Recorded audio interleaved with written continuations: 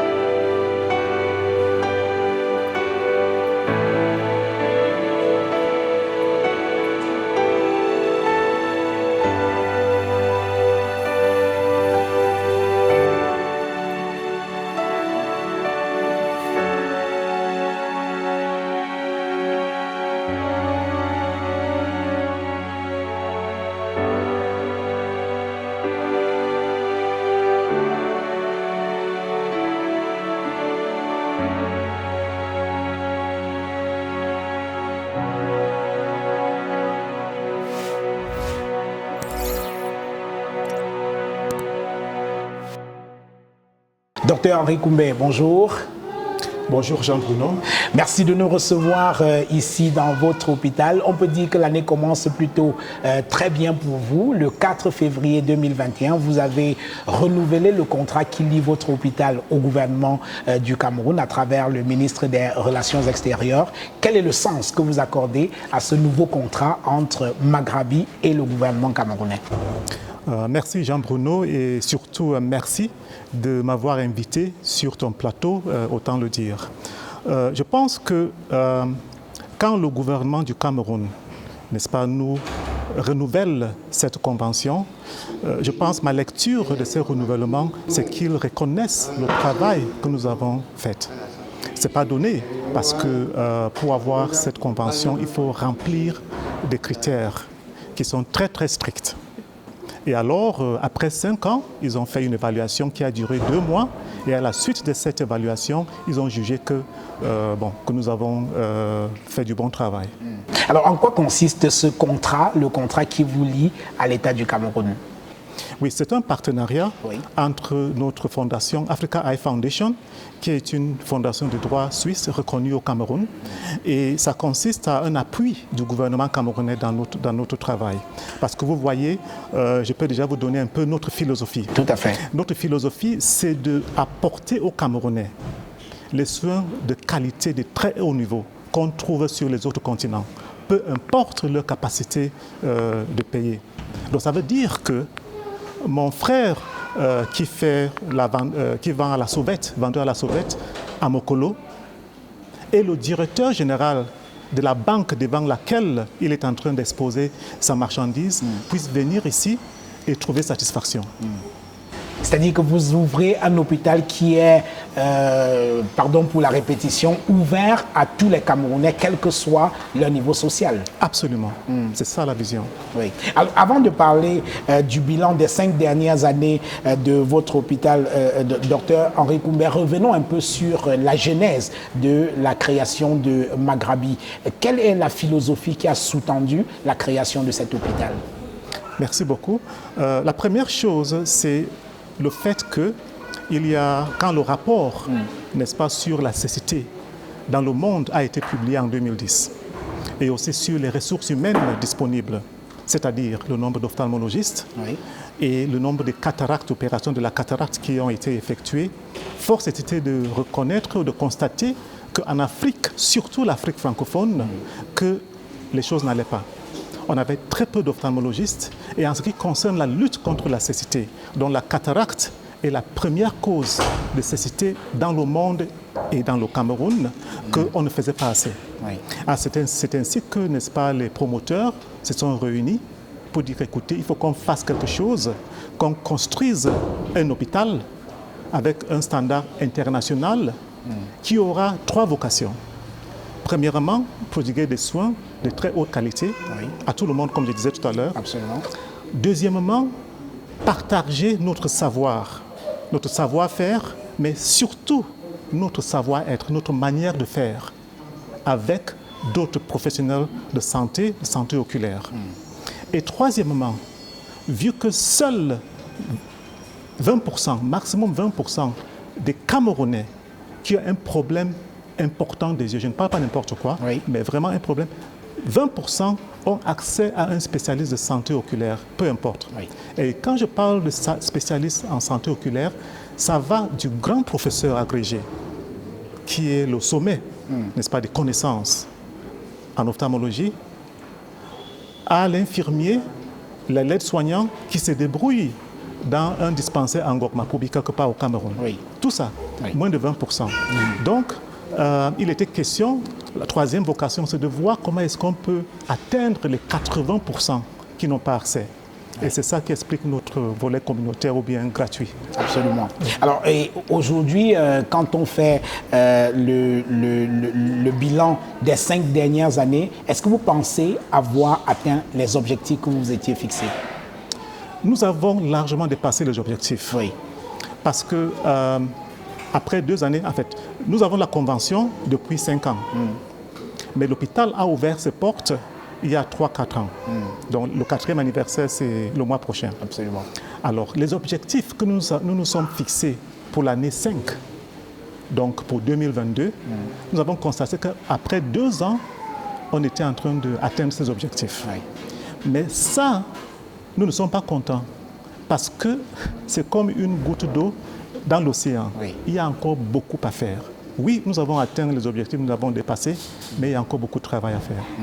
Alors, vous, tout à l'heure, quand j'introduisais cette émission, je parlais de près de 180 000 consultations qui ont été réalisées. C'est assez impressionnant. Est-ce que vous avez une idée, docteur, du pic du nombre de patients que vous avez reçus, disons, en une journée, par exemple, ici à Maghrabi?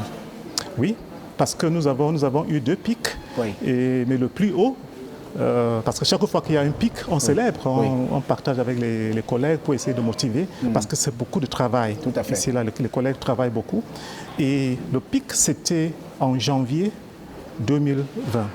Janvier 2020. Oui, je crois que c'était le 5 janvier, et on était à 504 patients enregistrés ici à Missé.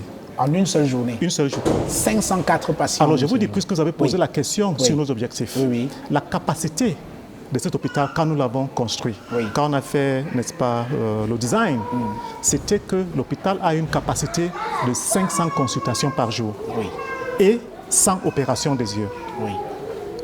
Donc, vous voyez que 2000... Donc, vous êtes équipé pour recevoir 500 personnes au moins par jour, Voilà. par jour, et capable d'opérer 100 personnes en une seule journée également. Absolument, oui, c'est ça. C'est assez impressionnant. Alors, revenons, docteur, à la création de cet hôpital. Si ce n'est pas indiscret, combien a coûté la construction de cet hôpital? On a vu les images qui sont assez impressionnantes en début de cet hôpital, et on se dit, mais ça a dû vous coûter les yeux de la tête. Bien sûr. C'est le cas de le dire.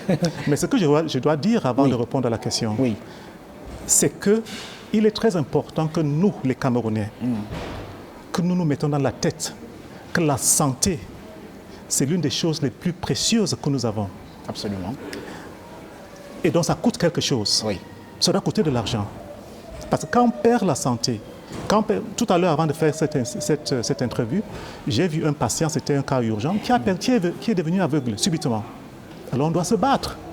Et l'argent, même si c'est 10 milliards, on ne peut pas remplacer la perte de la vue. Donc ça c'est entre parenthèses. Absolument. Mais juste pour dire que, c'est juste pour expliquer que quand on a fait l'investissement ici, c'est parce que les promoteurs, n'est-ce pas, ont jugé que la vue, certains disent que la vue c'est la vie, ont jugé que c'était très important. Alors, ce que vous voyez ici à l'hôpital, l'infrastructure, le matériel, la formation du personnel, c'est plus de 10 millions de dollars. Donc, 10 millions de dollars, c'est des milliards, c'est 6... 10 millions de dollars, autour de 5 millions, 6, 7 milliards Merci. de francs CFA. Oui. Alors, dans vos... Oui, docteur. Oui, et je voudrais dire que, parce que c'est très important de reconnaître, beaucoup de personnes me posent la question, mais Maghrabi, c'est quoi ça? D'où vient ce nom? Absolument. Alors, les 10 millions de dollars dont on parle, 70%, c'est un financement de ce monsieur Maghrabi, qui est l'un des principaux promoteurs de cet hôpital. Donc, il a mis 7 millions de dollars ici pour qu'on puisse savoir ce que nous avons. Il est égyptien, sans compter son propre temps, parce que s'il doit, n'est-ce pas, nous facturer le temps, les déplacements qu'il vient ici, son personnel qu'il envoie ici pour nous, n'est-ce pas, épauler. Donc, nous sommes peut-être dans les 12 millions, 13 millions. Voilà. Alors, docteur, dans les statistiques qu'on évoquait en début de cette émission, 15% de vos consultations sont totalement gratuites. Alors, c'est assez impressionnant quand même, 15% quand même de consultations totalement gratuites. C'est vrai que vous êtes un hôpital, mais ce n'est pas l'armée du salut quand même. Comment vous faites pour remplir vos charges, pour supporter vos charges avec un tel niveau de gratuité? Alors, la réponse, n'est-ce pas, le premier volet de ta réponse, c'est tes premières phases lors de cet entretien. Le renouvellement de l'accord avec le gouvernement. Puisque nous avons quelques avantages financiers, ça veut dire que tout le matériel que vous voyez dans cet hôpital, nous avons acheté ça à l'étranger et on n'a pas payé la douane, on n'a pas payé de TVA. Donc ça fait en sorte que nous, par obligation, on doit voir comment est-ce qu'on peut aider l'État à traiter ses citoyens. Tout à fait. Parce que c'est l'argent, c'est l'impôt de M. Jean-Bruno Tagné qu'on a utilisé pour pouvoir dédouaner ce matériel. Bon, lui, il peut payer sa consultation, mais il y a une maman, n'est-ce pas, à Evodoula, qui ne peut pas payer sa consultation. Donc, on doit voir comment. Donc, ça, c'est d'une part. Donc, c'est les partenariats. Nous avons le gouvernement qui nous appuie. Nous avons également d'autres partenaires, tels que CBM, Saïd Sevas, Orbis, le Lions Club, qui nous aident parfois, n'est-ce pas? Et il y a aussi des Camerounais de bonne volonté. Ah oui. Je vous raconte une anecdote. Allez-y. Il y a un monsieur qui est venu ici, c'est quelqu'un qui est bien connu, donc je ne vais pas donner son identité. Oui. Il arrive ici et il était en route pour l'Europe. Et quelqu'un lui dit, mais avant d'aller en Europe, te faire examiner les yeux, passe à Aubac d'abord. En 5 minutes, on a réglé son problème. Et il me dit, alors qu'il était en train d'aller en Europe. Il me dit, docteur, je devais prendre mon épouse, moi-même, le billet d'avion, l'hôtel, et vous avez fait ça pour des miettes. Oui. Sur place, il nous a fait un chèque de 200 000 francs. Il a dit, docteur, je sais qu'il y a des gens qui viennent ici qui ne peuvent pas payer ce que moi j'ai payé. Absolument. Et c'est comme ça que ça a commencé. Donc il y a des Camerounais, il y a des étrangers qui viennent, ils disent, non, vous faites du bon travail, voilà 1 million, voilà 5 millions, voilà. C'est cet argent que nous utilisons pour aider les gens qui ne peuvent pas payer, y compris les consultations dans les villages, dans les communautés. Absolument. Alors, vous parliez de près de 10 000 opérations qui ont été réalisées dans cet hôpital et la moitié concerne la cataracte. Et tout à l'heure, en début de cette émission, vous disiez que c'est l'un des problèmes de vue que les Camerounais ont le plus. Comment cela s'explique? D'abord, commençons par dire c'est quoi la cataracte? Et après, vous nous expliquerez pourquoi c'est l'une des principales causes, l'une des principales maladies de l'œil chez les Camerounais. Bon, merci. La cataracte, c'est une opacification du cristallin. Oui. Donc, le cristallin, c'est un organe dans l'œil. Quand on naît, cette structure est complètement transparente. Et ça ressemble la consistance au gel hydroalcoolique, un gel, mais transparent. Mais avec l'âge, dès qu'on sort et on crie, ça commence à changer de couleur. Et à partir de la soixantaine, ce changement-là commence à avoir un impact négatif sur la qualité d'image qui traverse ce cristallin. Prenez par exemple, comme par exemple la fenêtre d'une maison. Quand ça prend la poussière, vous ne pouvez pas bien voir à l'extérieur. Donc il faut nettoyer cette fenêtre. Mais or, le cristallin, on ne peut pas le nettoyer. Il faut l'enlever et mettre une autre fenêtre à sa place. Donc c'est ça. Alors comme je disais, la première cause de la cataracte, c'est le vieillissement. J'hésite même de dire que c'est une maladie. Oui. Sauf les cas secondaires, traumatisme et tout ça. Parce que si tu arrives à avoir 90 ans, et je l'espère bien, je le vois, merci, tu auras la cataracte. Oui. Tu auras la cataracte. Donc, c'est le vieillissement. Et la majorité des cataractes ici sont liées à l'âge. Oui. Les études montrent que 80% des personnes qui ont la cataracte en Afrique sont âgées de 50 ans et plus. Donc, c'est avec l'âge. Oui. Alors, et en dehors de la cataracte, d'abord pour finir avec la cataracte, quand quelqu'un arrive ici avec une cataracte, combien de temps passe-t-il pour se faire une opération ou alors pour guérir de sa cataracte? Bon, merci. Nous avons 2 types d'opérations de la cataracte ici. Déjà, le traitement de la cataracte, quand c'est très avancé, c'est l'opération. Alors, quand ça commence, peut-être on a 50 ans, on peut encore travailler avec les lunettes, les verres correcteurs. Oui. Ça va donner une image, ça va améliorer un peu l'image, mais ça ne sera pas parfait. Mais c'est juste pour gagner en temps. D'accord? Mais dès que le diagnostic est posé et on veut opérer, il y a 2 approches. Il y a ce que les gens appellent la phaco manuelle. Oui. Donc on ouvre l'œil, l'incision c'est environ 12 mm. Ça, c'est ce qu'on trouve dans beaucoup de pays en développement, parce que c'est moins cher, c'est moins coûteux. Il y a également ce qu'on appelle la phacoémulsification, où on fait une petite incision d'environ 3 mm et on aspire, n'est-ce pas, la cataracte de l'œil. D'accord? Et nous avons les 2 options ici. Oui. Donc, pour la première, c'est environ 15 à 20 minutes, l'intervention même. Et pour la deuxième option, 5-10 minutes, la durée de l'intervention. Oui. Et pour la phaco, beaucoup de gens parlent d'opération de la cataracte au laser. Oui. Ce n'est pas le cas, d'accord? Ce n'est pas le laser qu'on utilise, oui. D'accord? Même dans les endroits où parfois on utilise le laser, mais ce n'est pas le laser qui opère l'œil. C'est la phacoémulsification qu'on enlève.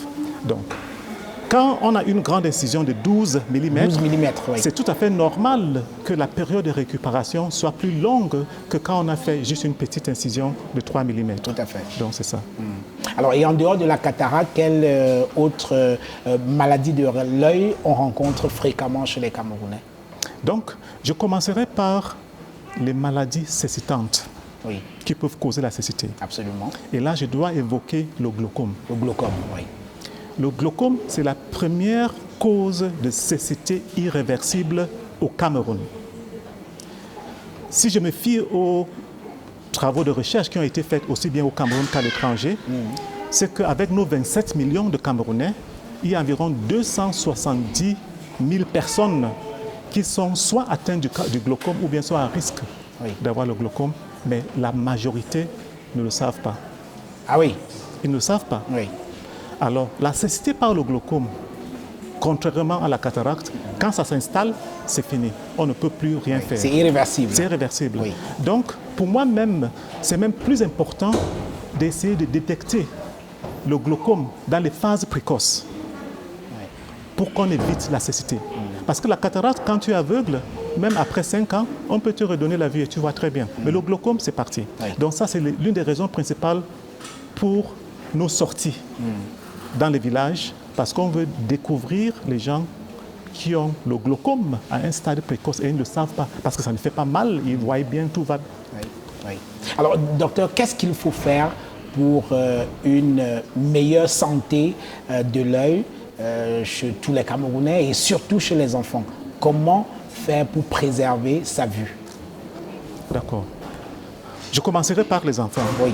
Parce que nous sommes là, dans le service Oui, d'ophtalmopédiatrie. voilà. Donc derrière moi, c'est le service d'ophtalmopédiatrie. Alors justement, avant de continuer, Oui, docteur, est-ce que vous recevez de plus en plus d'enfants qui ont des problèmes de vue? Des problèmes Absolument, oui. Ce service d'ophtalmopédiatrie, c'est l'un des services les plus sollicités dans cet hôpital. Qu'est-ce qui peut justifier que beaucoup d'enfants aient des problèmes d'yeux, Voilà. étant si jeunes? La première, c'est l'hygiène de vie, le mode de vie. Oui. Ce que nous voyons ici, l'une des principales raisons pour lesquelles les enfants viennent ici, c'est les erreurs de la réfraction et surtout l'astigmatisme. L'astigmatisme, ça veut dire que normalement, la surface antérieure de l'œil est rond comme un ballon de football. Oui. L'astigmatisme signifie que ça commence plutôt à ressembler à un ballon de rugby Oui. ou bien d'un œuf. Il y a une déformation. Une déformation. Et pourquoi cette déformation? C'est parce que les enfants passent le temps à gratter l'œil, n'est-ce pas? Il y a une petite démangeaison, on fait cela. Et en le faisant, on est en train de déformer l'œil. Et au lieu d'être rond, ça commence à ressembler à un ballon de rugby.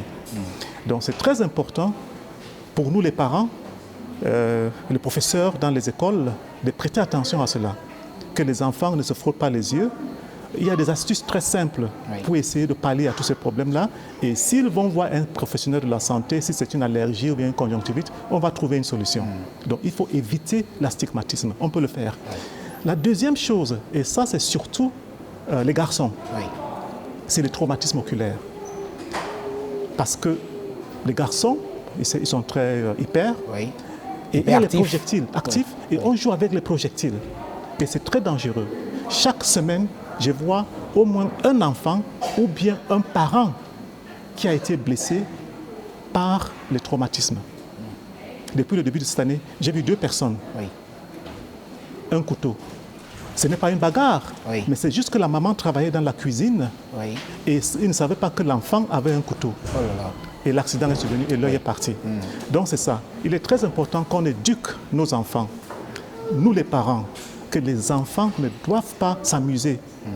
Il faut qu'ils jouent dans la cour, c'est très important, mais éviter tous les jeux, les projectiles. Heureusement que depuis un certain temps, on ne voit plus les fusils dans les jouets de Noël. C'est très bien, parce que ce sont les choses qui peuvent causer, n'est-ce pas, de traumatisme. Et la troisième chose, c'est quelque chose qu'on ne voyait pratiquement pas il y a 20 ans au Cameroun. La sécheresse des yeux. La sécheresse des yeux. Oui. On voyait ça beaucoup plus chez les sujets âgés, parce que c'est tout à fait normal qu'avec l'âge, bon, que les cheveux changent de couleur, la cataracte vient, ça fait partie du vieillissement.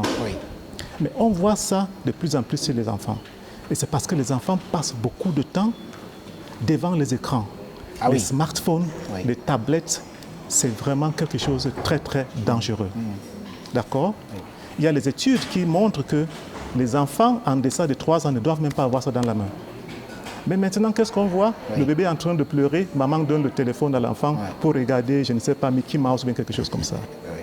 Jusqu'à l'âge de 7 ans, ça ne doit pas dépasser 1 heure par jour. Oui. Bon, c'est vrai que dans certaines écoles, ils doivent faire les devoirs et tout ça, mais on doit vraiment contrôler ça.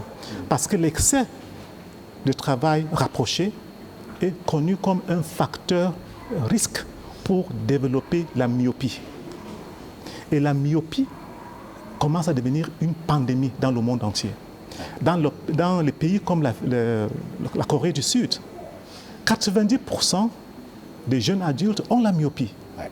Nous n'avons pas encore les statistiques. À ce niveau-là, oui. Mais il faut qu'on fasse attention. Anticiper, oui. Il faut anticiper. Il faut anticiper, Et on oui. doit faire attention. Oui. Donc, je pense que si on peut regarder, n'est-ce pas, les traumatismes, ne pas frotter les yeux et vraiment prêter attention. Éviter trop d'écran pour Trop les d'écran, enfants. vraiment, ça va nous aider beaucoup, Oui. sur les enfants. Bon, pour tout le monde, on ne peut pas donner ce qu'on a, ce qu'on n'a pas. L'hygiène de vie également. Et la première chose, c'est qu'on prend à l'intérieur de nous. Qu'est-ce que nous mangeons? Qu'est-ce que nous buvons? Parce que l'alimentation a une incidence sur la qualité de la vue, docteur. Absolument. Ah bon? Oui, oui. Et ce que j'ai dit aux patients, Oui. ça peut être bizarre. Certains viennent, docteur, donne-moi un comprimé. Je dis non. Est-ce que tu connais le drapeau du Cameroun? Oui. C'est quoi? On me dit vert ou jaune. J'ai dit, il faut aller manger tout ce qui ressemble au drapeau du Cameroun. Oui. Fruits et légumes. Vert, rouge, jaune. Parce que ça, c'est très important, c'est plus important que les vitamines que je puisse vous prescrire pour la santé des yeux, mais aussi pour votre santé générale. Et bien sûr, faire les contrôles réguliers. Chaque personne qui a 30 ans doit avoir fait au moins une fois un bilan complet. Et à partir de la trentaine jusqu'à la cinquantaine, une fois tous les 2 ans, et à partir de 50 ans, une fois par an, c'est obligatoire. Pour qu'on puisse détecter, parce que là, on commence à vieillir, Oui. Qu'on le veuille ou pas. Le corps commence à s'affaiblir. Oui. Et il Les est organes important- aussi. Voilà, et il est important qu'on détecte certains problèmes comme le glaucome à un stade précoce. Voilà, merci docteur. Mesdames et messieurs, nous allons prendre une petite pause. Docteur, je rappelle que cet hôpital a pris des mesures strictes de lutte contre le coronavirus dès l'apparition de la maladie au Cameroun. Le masque est strictement obligatoire et entièrement fourni par l'hôpital. Nous en avons fait l'expérience. Vous et moi, nous avions nos masques avant de commencer cette émission. sûr. Pour l'instant, on respecte la distanciation sociale. Mesdames et messieurs, je vous propose de regarder ce reportage, l'hôpital Maghrabi ICO Eye Institute qui lutte contre le coronavirus. C'est un reportage, une fois de plus, signé Samuel Loé.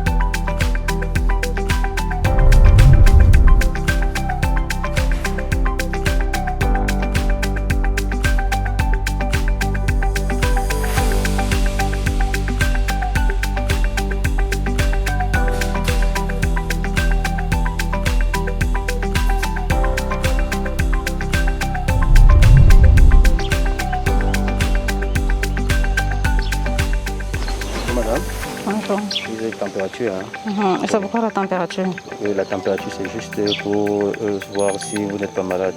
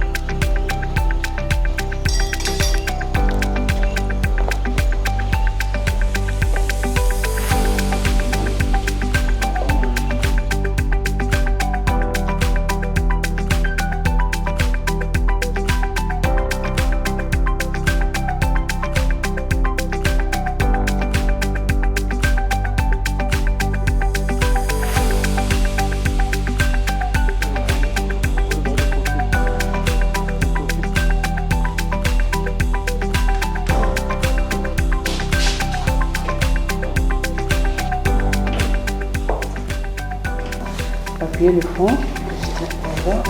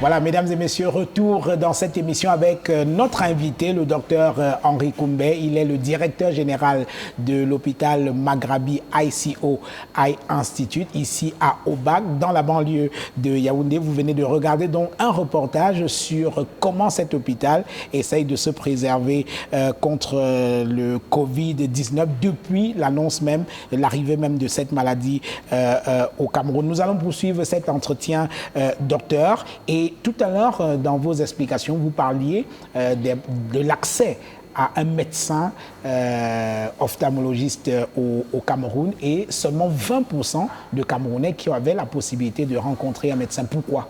La première raison, oui, c'est que pour faire ce que nous faisons d'une bonne manière, c'est un travail d'équipe. Il faut bien sûr un ophtalmologiste, mais des ophtalmologistes. Il faut un technicien spécialisé en ophtalmologie. Il faut des réfractionnistes, puisque nous n'avons pas encore d'optométristes assez au Cameroun. Il faut des maintenanciers. C'est un travail d'équipe. Alors la première raison, c'est que nous n'en avons pas assez. Pas d'assez d'ophtalmologistes, pas assez de techniciens, pas assez. Actuellement, nous sommes environ 130 ophtalmologistes sur l'étendue du territoire. 130 sur tout l'étendue du territoire du Cameroun. Oui. Ce n'est pas beaucoup, hein? Très peu. Oui. Parce qu'en Allemagne, Munich, Oui. la ville de Munich a plus de 100 ophtalmologues. Rien que la ville de Munich. Rien que la ville de Munich. D'accord? Oui. Donc ça, c'est la première chose. La deuxième chose, c'est que c'est la répartition, la distribution d'ophtalmologistes. Oui. Donc ils ne sont pas partout.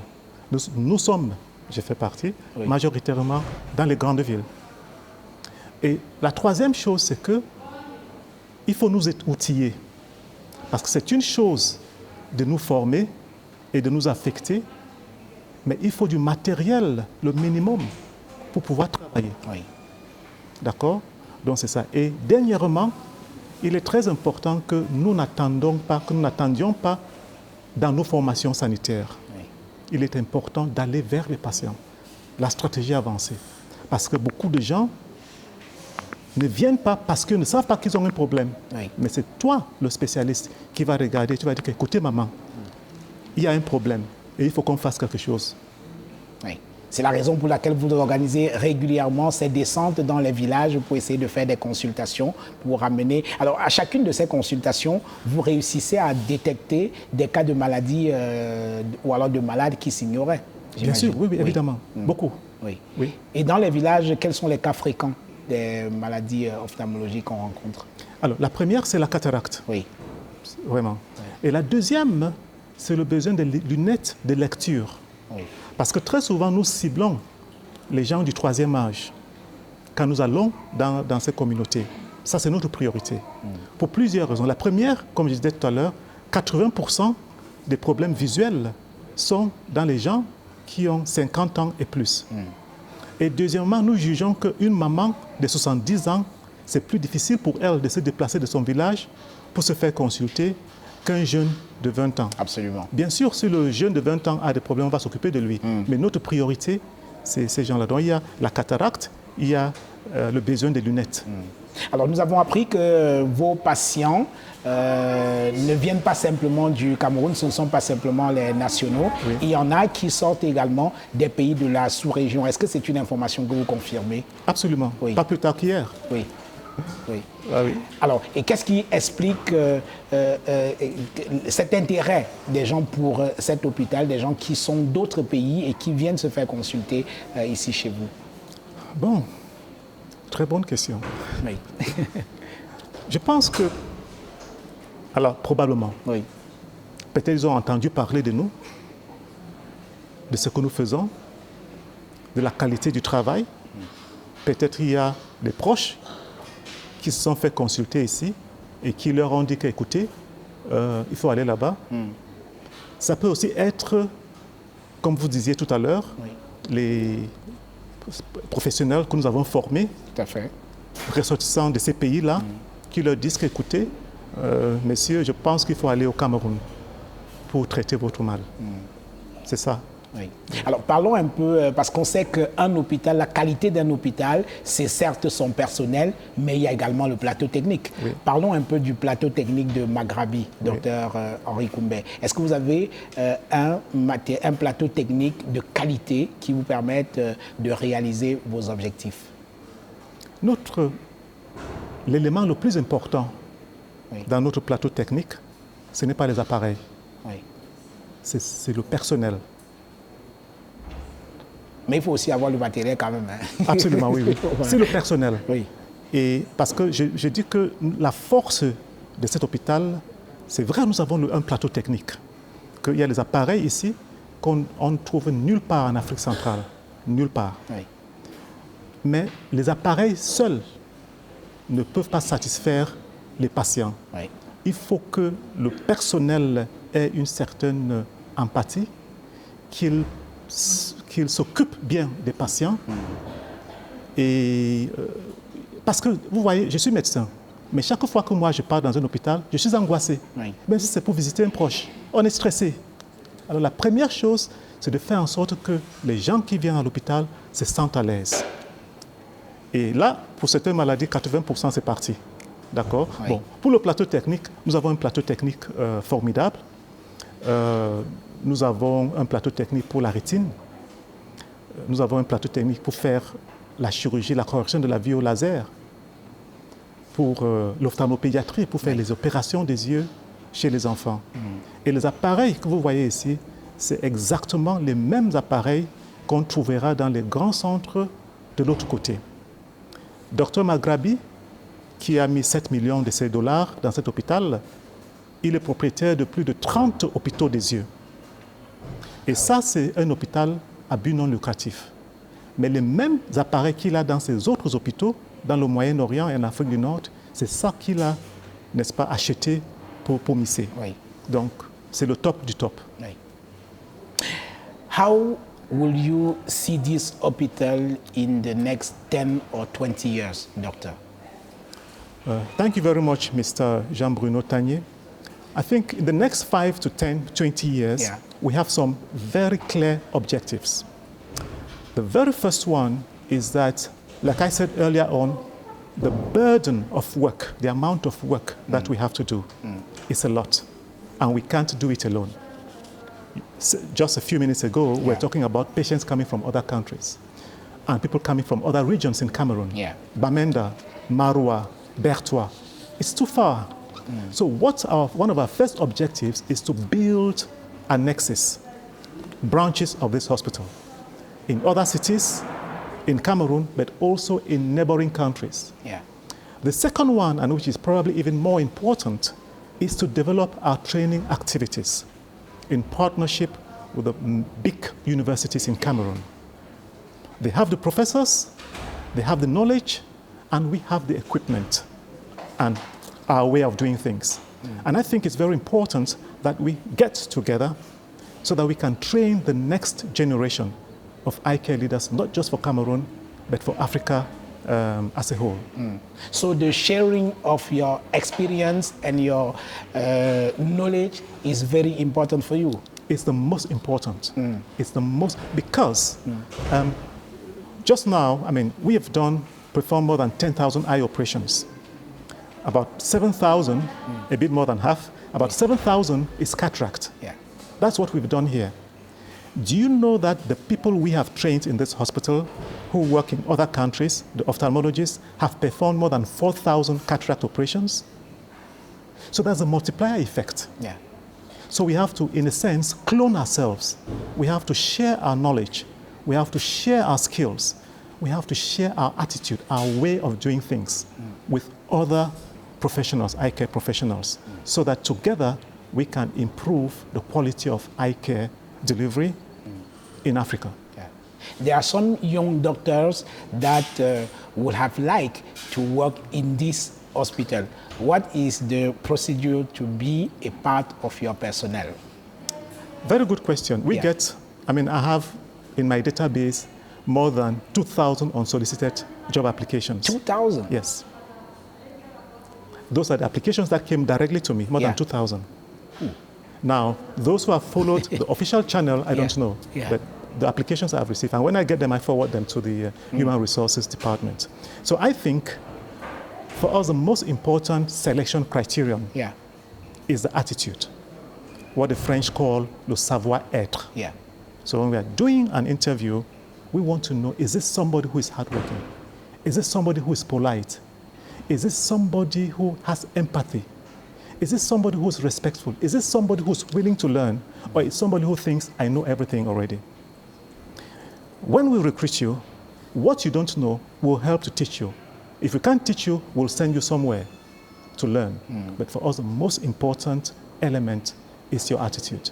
And then, once if you think that you have the right attitude, you've probably visited the hospital, you've seen how our doctors relate with patients. You see how our nurses relate with patients, how the administration, how the security guards, how the cleaners, everybody attends to patients, and you think that you can deliver that, you just make an application. Send it to the Director of Human Resources, and we're going to look into it. What is the relationship between you and the people of this area, Obak, where you build this hospital? Our relationship with the people of Obak village and even the neighboring villages is very cordial. This is a sense of pride for them. You change a lot of things in their life, huh? Definitely, For them to see that the best eye hospital, I'm not the one saying it, that's what they are saying, that the best eye hospital in Central Africa is in their village. So it's a sense of pride for them. And secondly, we have tried, before opening the hospital, the very first consultations that we did were done to the villagers of Obak and the neighboring areas free of charge. And whenever there is somebody from Obak who has a problem, we try to attend to it as best as we can. We try as much as possible, whenever possible, to recruit their staff if they have the right profile. We've provided them free running water. The same water that we use in the hospital, which is treated in our facilities, we have created a tap outside the hospital where they can fetch as much as they want. So I think these are some of the measures we've put in place. And I would like to believe that we have a very cordial relationship with the villagers. Docteur Nkoumbe, cet hôpital, on l'admet, autour de 6 milliards de francs pour bâtir un tel hôpital. Alors, on se demande, c'est vrai que vous avez parlé du plan de développement de cet hôpital dans les 5, 10, 15, 20 prochaines années. L'objectif pour vous étant de décentraliser, d'ouvrir d'autres hôpitaux de la même spécialité dans d'autres régions du Cameroun. Alors, est-ce qu'il ne vous est pas encore venu à l'idée de développer cette même expertise avec la qualité des infrastructures, la qualité du personnel, avec d'autres spécialités de la médecine, par exemple? Si un bienfaiteur vous apportait, par exemple, 6 milliards pour construire, je ne sais pas moi, un hôpital pédiatrique, est-ce que c'est quelque chose qui est réalisable? Absolument. Oui. Absolument. Il y a des patients qui, je ne sais pas si vous étiez en train d'écouter les discussions en consultation, qui me demande tout le temps, mais docteur, vous faites seulement les yeux? Je dis oui, maman. Oui. Ouais, mais j'ai les problèmes de dents. Voilà. Nous ne sommes pas encore là. On dit, bon, allez voir un pédiatre. Mais pourquoi est-ce que vous n'ouvrez pas un service de pédiatrie? Nous maîtrisons les yeux et nous restons dans le cadre. Donc je pense que le besoin est là et c'est tout à fait faisable. Tout à fait. Je l'ai vu au Nigeria voisin, ça existe. Au Ghana, ça existe. En Tanzanie, ça existe. Au Kenya, depuis 3 décennies et poussière, ça existe. Bon, là, je cite les pays que j'ai visités et les structures que j'ai visitées. Pourquoi pas le Cameroun? Et ça fonctionne ici. Oui. Je pense que, premier ingrédient, il faut avoir la vision. Il faut déjà voir que quelque chose comme ça est faisable. La deuxième chose, c'est de travailler et d'y croire. Parce qu'on peut avoir une vision et dire non, non, vraiment, je ne peux pas. Je vous raconte. Oui. Quand j'ai décidé de participer dans ce projet, où il n'existait rien, ça c'était un champ de cacao. Oui. Décembre 2011, c'était un champ de cacao. Et on me dit que, mais tu veux laisser tout ce que tu as fait, le travail que tu fais de l'autre côté, et tout ça, ta carrière internationale et tout ça, pour entrer au Cameroun dans un projet qui n'existe pas. Et ce n'était pas mal intentionné. C'était vraiment des soucis. Des confrères qui sont au Cameroun me disent, Henri, vraiment... La peur de l'inconnu. La peur de l'inconnu. Oui. Les membres de la famille. Mais quand j'ai vu ce que les promoteurs ont eu à réaliser ailleurs, je parlais tout à l'heure du docteur Maghrabi, 30 hôpitaux et poussières. Quand j'ai vu, je me suis dit, non, on peut le faire. Pourquoi pas le Cameroun? Donc, il faut y croire, il faut avoir la vision, il faut y croire et il faut se battre. Et c'est très difficile. Donc, il faut être prête à amortir la douleur, tout ce qui va avec. Mais à la fin, c'est comme la grossesse. Oui. Hein? Les 2-3 dernières heures sont très difficiles, mais à la fin, on a un joli bébé. Oui, la satisfaction d'avoir le bébé. Voilà, oui. c'est ça. Alors, docteur Henri Koumbé, j'ai rappelé, voilà, vous êtes le directeur général de cet hôpital et vous n'êtes pas directeur général de cet hôpital pour rien. Votre modestie dut-elle en souffrir? Je vais rappeler que vous êtes médecin ophtalmologiste, vous l'êtes depuis 2002 et votre spécialité, c'est la chirurgie de la rétine. Vous avez été formé dans l'ophtalmologie en Suisse et en Allemagne. Vous êtes également médecin de santé publique et cette fois, c'est en Angleterre que vous avez été formé. Et je serai à peu près complet quand j'ajouterai que vous avez également fait de l'ophtalmologie pédiatrique et cette fois, c'était en Inde. Vous avez du parcours, hein? Bon, merci. Alors, pourquoi êtes-vous devenu, on va sortir par là, pourquoi êtes-vous devenu médecin ophtalmologiste? Vous aurez pu faire autre chose. Pourquoi le choix de la spécialité de l'œil? Alors, tout à l'heure, je parlais de nos critères de sélection. Oui. Le savoir-être. J'avais 12 ans, 13 ans, et ma maman m'amène à l'hôpital protestant de Ndunge. Oui. Et si tu veux, j'ai fait la publicité de l'hôpital protestant de Ndunge. Oui. Parce que c'est grâce à cet hôpital que je suis là où je suis aujourd'hui. Je ne savais même pas pourquoi ma maman m'a amené là-bas. Mais elle avait constaté que cet enfant ne voyait pas. Ah oui. Alors, arrivé là-bas, nous sommes partis. À l'époque, on habitait en Kongsamba.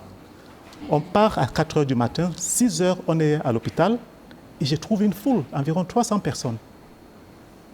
Et c'est après que je constate que tous ces gens-là sont là pour les problèmes des yeux. Et j'ai été reçu par un monsieur. Comme je dis, j'avais peur. Oui. On est à l'hôpital, on a peur de la piqûre, on a peur de l'humeur de certains membres personnels. Mais ce monsieur, il était courtois, il a pris tout son temps, il m'a écouté. Il y avait 300 autres personnes dehors. Mais vraiment, c'était quelque chose... je n'avais jamais vu ça. Oui. Je n'avais jamais vécu ça. Il a pris son temps. Il a pris son temps. La deuxième chose, c'est que j'aime beaucoup les jouets, les gadgets. Oui. Et j'ai vu la manière dont il jouait avec tous ces appareils-là, la lumière là-bas, c'est bleu, c'est rouge. J'ai dit non, c'est ce que moi je veux faire. Je ne savais même pas qu'il fallait d'abord être médecin pour faire... Non, non, j'ai dit que c'est que ce papa-là a fait. Oui, c'est ce que j'aimerais faire plus tard. Parce que je suis rentré avec un bout de papier. On a écrit les choses là-bas, plus, moins... C'était l'ordonnance, je ne savais même pas ce que... Je suis allé voir un opticien, on m'a donné ma première paire de lunettes. Et j'ai dit que ce que ce papa a fait, c'est ça que moi aussi je veux faire. Donc, à 12 ans, vous aviez déjà une idée de ce que vous vouliez faire dans la vie et vous êtes devenu médecin Et ophtalmologiste. donc, on ne sait pas la Oui. personne qui vous observe, Jean-Bruno. Oui. Tu es devant l'écran de télé, tu ne sais pas que tu es en train d'influencer un enfant qui demain va dire que non, papa veut que je devienne médecin, mais moi je veux faire ce que ce monsieur-là est en train de faire à la télé. Oui. On nous observe partout. Donc, tout ce que nous faisons, essayons de tout faire, de bien le faire. Parce que comme ça, on peut influencer d'autres personnes. Docteur Arekoumé, merci. Merci infiniment de nous avoir reçus dans votre hôpital. Vous transmettrez nos amitiés à tout votre personnel ici à Maghrabi et beaucoup de courage. Merci beaucoup, Jean-Bruno, et c'est vraiment un grand honneur pour moi de participer sur votre plateau, autant le dire. Merci beaucoup. Merci beaucoup. Mesdames et messieurs, merci. C'était Autant le dire avec le docteur Henri Koumbe ici à Aubac, à Maghrabi ICO Eye Institute. Je vous donne rendez-vous la semaine prochaine avec un autre invité. À bientôt.